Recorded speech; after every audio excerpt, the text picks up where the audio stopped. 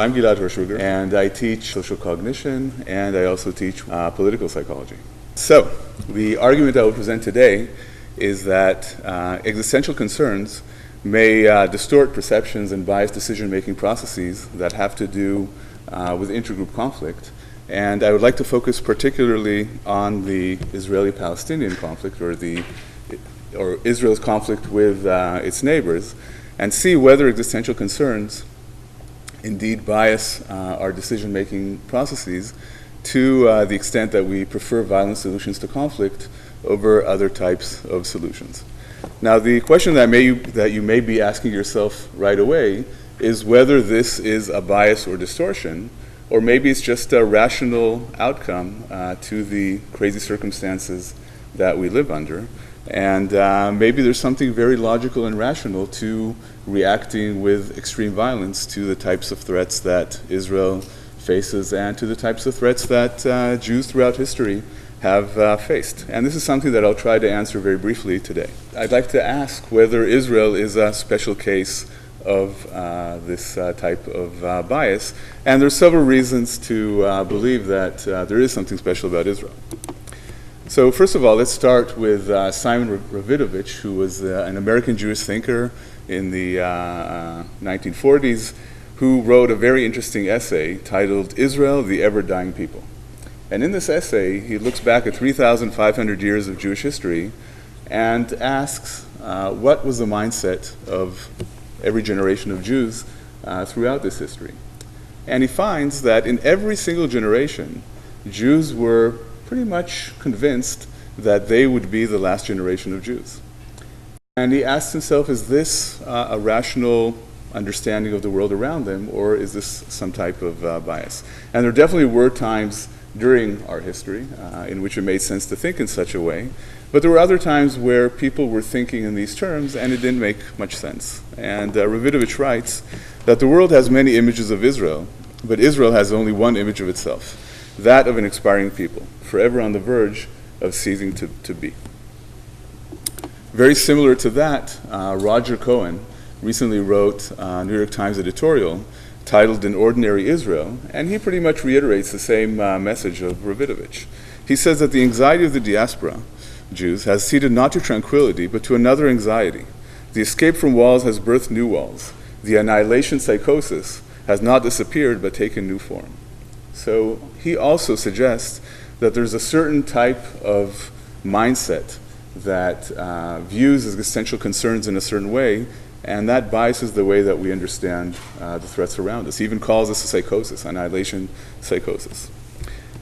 In my research, I build on terror management theory, which is a theory in social psychology that examines how existential concerns influence our social cognition, the way we understand the world, the way we understand different events in the world. This is based on the work of Jeff Greenberg, Tom Brzezinski, and Sheldon Solomon, who read Ernst Becker's Denial of Death. This is a book that I highly recommend that you read. And Becker basically says that humans are a unique animal. We have a self-preservation instinct, but we also have the cognitive awareness that one day we will not be around. And the combination of having this self-preservation instinct with the awareness that we will not exist can lead to all kinds of defensive behaviors aimed at trying to remove thoughts of death from consciousness. So that's a very brief description of terror management theory. What we basically do in this theory is we randomly assign participants into two experimental groups. Most of the studies do this. One group thinks about death in some way.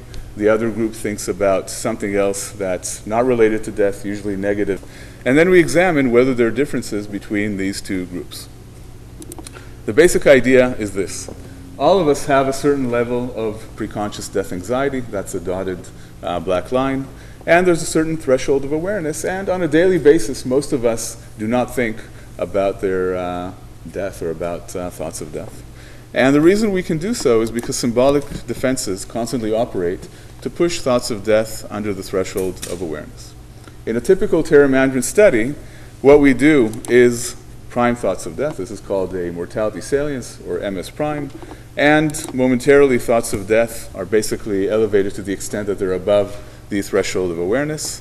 And this in turn leads to an increase in the use of symbolic defenses, which in turn operate to push thoughts of death once again under the threshold of awareness. And what we have found is that when you prime people with thoughts of death, it increases their support for violent means to, in an attempt to solve the conflict.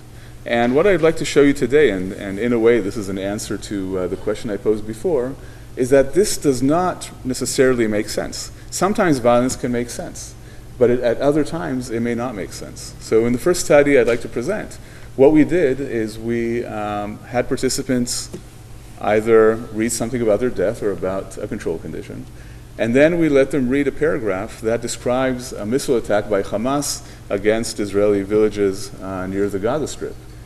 And they were told, these participants were told, that experts suggest that a counterattack, a retaliation, is not going to be effective. It's not going to be effective, but it will be just. And what we found in this study, this is a very simple demonstration of the effect, is that mortality salience primes, thoughts of death, increase support for a counterattack, for a retaliatory attack that is vindictive, ineffective, but deemed just. In another study that's a little more complicated than this, we wanted to see whether primes of death would influence Israeli support of a preemptive nuclear strike against Iran. So what we did in the study, once again, we randomly assigned participants to either a mortality salience or control condition, and we wanted to see whether support of violence would be mediated, would go through either thinking in terms of justice or in terms of cost-benefit utility. And there's a difference between these two types of cognitive mindsets. When you think in justice terms, you don't think so much about the costs and benefits of your action, you just think about whether this serves a just cause. When you think in cost-benefit terms, what you're thinking about is you're weighing the costs and the benefits, you're thinking in more economical terms. So what we found here is that mortality salience increases justice-oriented thinking, which in turn increases support of a preemptive strike against Iran. However, mortality salience had absolutely no significant effect on the calculus of costs and benefits. Okay, so it did not make in any way participants think about the costs and benefits of attacking Iran, and that had absolutely no significant effect on support of a preemptive strike. So in conclusion, what these studies kind of show in a nutshell is that existential fears contribute to a self-perpetuating cycle of violence that over time may ironically increase, not decrease, the existential threats that Israel faces.